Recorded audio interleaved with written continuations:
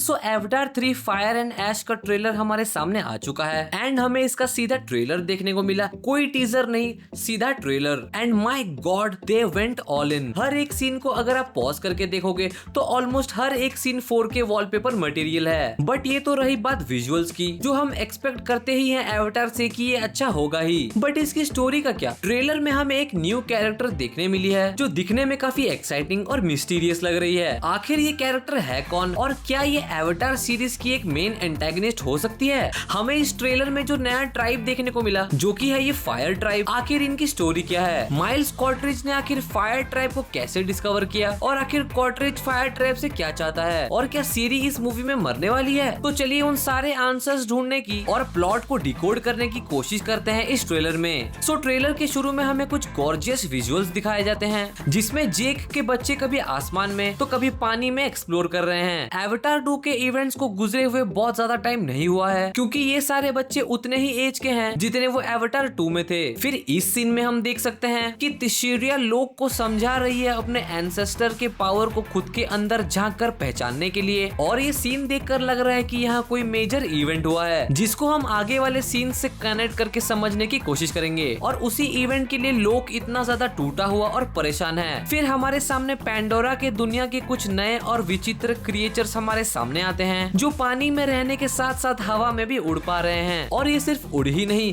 बल्कि ये कैरी कर रहे हैं कुछ इंफ्रास्ट्रक्चर्स को जो हमें मेटकाइना क्लैन के घर की तरह देखने को मिल रहा है। इनफैक्ट ये जो कैरी कर रहे हैं इस पूरे प्लेस में हमें ये क्रॉसबो जैसा लगा हुआ भी कुछ देखने को मिल रहा है, मतलब कि इस पर उड़ते हुए सेल्फ डिफेंस और अटैक भी किया जा सकता है। But most probably in creatures को अटैक करने के लिए नहीं बल्कि शायद जगह शिफ्ट करने के लिए यूज किया जा रहा है। सिंस ह्यूमंस ने इनके घर पे अटैक किया था तो कहीं वो वापस उन्हीं के वहाँ अटैक करने को ना पहुँच जाए, उसीलिए एज कॉशन मेटकाइना क्लैन अपनी जगह बदल रहे हैं, और ये सब कीरी देखकर काफी ज्यादा खुश है। अगले सीन में हमें एक फटता हुआ वोल्केनो दिख रहा है जहाँ से चलते हुए माइल्स जा रहा है, जिसे हम आगे वाले सीन्स में देख सकते हैं फायर क्लैन के आगे सरेंडर करते हुए। बट द क्वेश्चन इज कि क्या ये सिर्फ इतनी दूर यहाँ सरेंडर करने के लिए आया है या फिर इसका कुछ बड़ा करने का मकसद जरूर है? वेल, तो इसके पीछे एक थ्योरी है। सिंस माइल कॉरिच जो कि पहले पार्ट में एक इंसान था और वो सेकेंड पार्ट में एज एवटार बनकर लौटता है, उसका मकसद जेक सुली को मारकर उसकी मौत का बदला लेना तो है ही, बट जेक जैसे एक बड़े लीडर को रास्ते से हटाकर पूरे पैंडोरा को ही वो हथियाना चाहता है, जिससे कि जेक की मौत के साथ साथ एक मैसेज भी पहुंचे उन सारे क्लैंस तक ताकि कोई भी रेबल करने की कोशिश ना करे। बट जेक, सली और फैमिली हिस्सा है अब मेटकाइना क्लैन के, और मेटकाइना क्लैन जेक और फैमिली को आसानी से मरने नहीं देंगे। तो माइल्स के पास अब कोई भी रास्ता नहीं बचता जेक को हराने के लिए एक्सेप्ट वन। माइल्स रिसर्च करके पता लगाएगा कि वाटर क्लैन यानी कि मेटकाइना के एंसेस्ट्रल दुश्मन कौन से क्लैन हैं, जो कि ऑब्वियसली फायर क्लैन होंगे, और उनके क्लैन का नाम है मांकुआन क्लैन, जिसका मतलब है ऐश पीपल। जिस तरफ फायर और वाटर कभी एक साथ नहीं जाते उसी तरह मांकुआन और मेटकाइना भी कभी एक साथ नहीं जाते।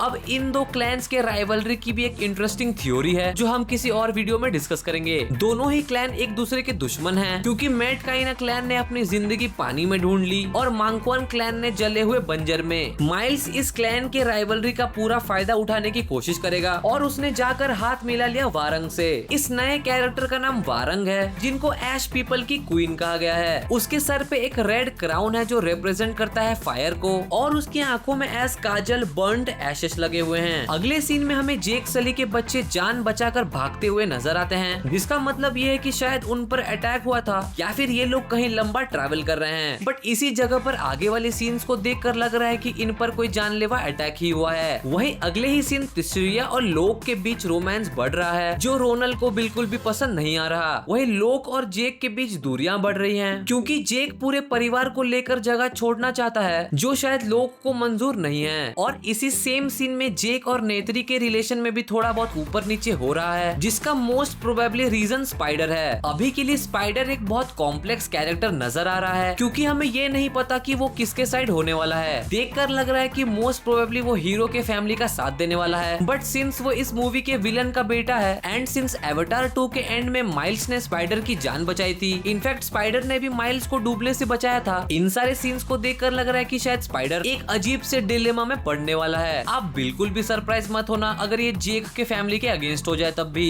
जेक स्पाइडर को फैमिली का हिस्सा मानता है, बट सिंस वो इस विलन माइल्स का बेटा है और एक इंसान आसान है, नेत्री उसे चाह कर भी अपना नहीं मान पा रही। अगले सीन में मैटर काफी सीरियस हो रखा है क्योंकि माइल्स ने कन्विंस कर लिया मांगक्वन क्लैन को उसके साथ काम करने के लिए, क्योंकि दुश्मन का दुश्मन दोस्त होता है। और हम देख सकते हैं कि मेटकाइना क्लैन पर अटैक हो चुका है और उनके घरों में बुरी तरीके से आग लग चुकी है। और इस पर्टिकुलर सीन को पॉज करके देखे तो हम देख सकते हैं ह्यूमन साइड के एविटार्स और मांगक्वन क्लैन को साथ में काम करते हुए, और दोनों ही पार्टीज मिलकर जेक को लेने आए हैं। एंड सिंस जेक जिम्मेदार नहीं बनना चाहता उसके क्लैन की मौत का, तो वो खुद को सरेंडर कर देता है। और ये सब होते हुए रोनल कीरी को बोल रही होती है कि अगर उससे कुछ हो सकता है तो वो उसे जरूर करना चाहिए, क्योंकि शायद रोनल ने पहचान लिया है कि कीरी के अंदर शायद गॉडेस एवा बसते हैं। फिर हमें पहली झलक मिलती है वारंग की, और उसके साथ पूरा क्लैन होता है जिन्होंने अपने बॉडी में रेड पेंट किया है जो कि फायर को रिप्रेजेंट करता है, और वो ज्वाइन कर लेते हैं ह्यूमंस को।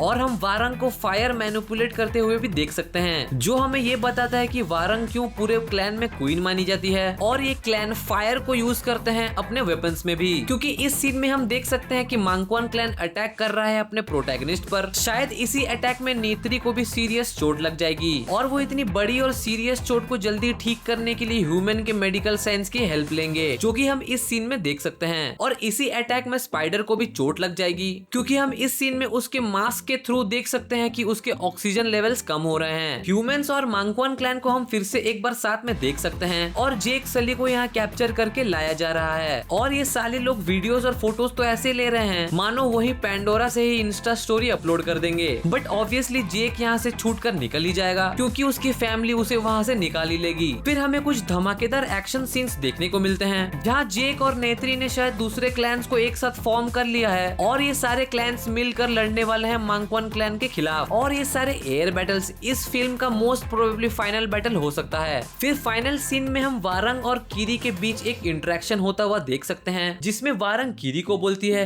कि जहाँ तू है वहाँ तेरे भगवान की नहीं चलती। और इस लाइन की मीनिंग काफी ज्यादा डीप है, और इसके पीछे एक इंटरेस्टिंग थ्योरी है जो कि हम किसी और वीडियो में डिस्कस करने वाले हैं, जिसमें हम नावी, मेटकाइना और मांगक्वन क्लैन की पूरी हिस्ट्री डिस्कस करेंगे। सो अगर वो वीडियो मिस नहीं करना चाहते तो इस चैनल को सब्सक्राइब करो। और ये था trailer breakdown Avatar fire and ashes का। इस ट्रेलर और इस मूवी के लोर के बारे में बात करने को बहुत कुछ है, जिसके ऊपर मैं डिस्कशंस और थ्योरी वीडियोस लाता रहूंगा। सो अगर ऐसे वीडियोस देखने में आप इंटरेस्टेड हैं तो चैनल को सब्सक्राइब करें, इस वीडियो को लाइक करें, और मैं मिलता हूं आपसे अगले किसी वीडियो में। तब तक के लिए Hasta la vista, baby.